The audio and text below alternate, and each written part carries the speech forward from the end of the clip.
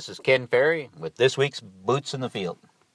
Maybe it should be hip waders in the field. Spend the whole day looking at both corn and soybean fields today, trying to make some calls. I wish I could tell you that it's all going to be okay, but saw a lot of corn today. That's just not going to make it. A lot of different scenarios that we ran into as far as from corn that's just been underwater too long, and we're starting to see the seed is soft and mushy and a lot of mold around it itself. It's just not going to make it out. Now in those fields, actually, they're easy calls because it's all the low-lying ponds, and it'll be a matter of patching the ponds back in. Most of that was earlier planted corn, so the rest of the field is pretty evident that it's okay and up and running. Probably my toughest window right now, what I checked today, was what's planted from the 19th through the 23rd. That seems to be where more trouble than the stuff planted, let's say, the 24th and on. The stuff planted on the 24th, 26th, a lot of that is just not quite up yet. So the high ground, a little bit warmer soils, that corn is up. You go down the low ground and it looks like there's nothing there. But digging in those fields, it's good solid corn, got a good spike on it. A lot of it is going to be up tomorrow, matter of fact. So I can handle areas of the field being uneven emerge. That's not a problem. Where the trouble lies in the fields where we have a lot of unevenness in the row, plant per plant. And that, again, coming back to that window right now, the 19th through the 23rd, a little bit on the 24th itself. And different reasons. Some is seed chilling, some is leafed out underground, some just didn't fire, and those plants are gone. Some of it is also herbicide damage. Seeing some PPO issues on this corn where the spike got to the surface and it just sat there in these cold conditions and couldn't metabolize the herbicide, and we got it into a tizzy. The problem is the plant right next to it is doing pretty good, and it's up, we're talking 1.5, pushing towards 2 collar corn, while plants next to it are still struggling to get out of the ground itself.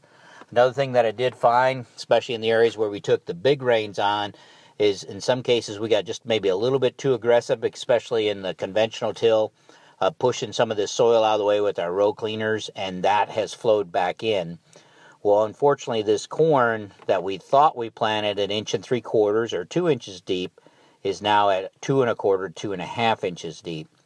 That's not a problem for the later planted stuff because it's still on the way to the surface. Some of that stuff planted in there the 21st, 22nd was already poking through or had the started to shed the tip of the hypocotyl, or mesocotyl, when it came through the soil. And once it starts to shed that tip, there's nothing left for it to push on. And when the big rains came, they washed the row in. And the seed is sitting there about 1/4 to 1/2 inch deeper than we actually planted it. And with the spike off of the mesocotyl already, then it starts to leaf out underground. So some of it is just flat due to too much soil moving around, maybe a little bit too aggressive with the row cleaner itself. Definitely seeing seed chilling issues of seeds that just didn't fire or a little bit of sprout and that was it. And believe it or not, some of those are better off because they're missing. These plants that are so far behind, in this case, they're going to be the weeds and they're going to restrict us from expanding out. So yeah, there's going to be some replanting. Unfortunately, I think there's going to be quite a bit of replanting, maybe just patching in some fields and other fields tore up completely. It's too wet, most of the fields I was in today, to do anything, and that's going to have to postpone the call, until Monday, Tuesday, Wednesday of next week as far as what we're going to do.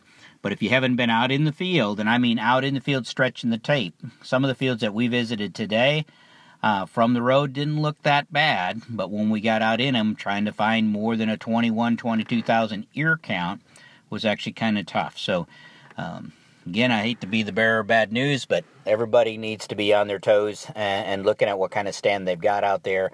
Did see a little bit of shot hole feeding today from the cutworm, no cut plants yet. Also seeing some issues in the soybean fields that we looked at. Some of these beans have been sitting there a long time, so they're getting in trouble. We are seeing Pythium taking some out. Again, seeing PPO damage in the soybeans themselves, so it doesn't take much Pythium and much PPO damage to start knocking back on those stands itself. There's going to have to be a number of those acres redone as well. So again, as we focus first on the corn, but we need to go back and look at these early planted beans. The weather we've thrown at them has made it kind of tough. We do have some that are up, and we do have a lot of bean leaf beetle pressure on those that are probably has to be taken care of as well. But definitely, let's focus on the corn and then send somebody back to start looking at how many of these early planted beans we need to redo. So with that, keep her moving, keep her safe.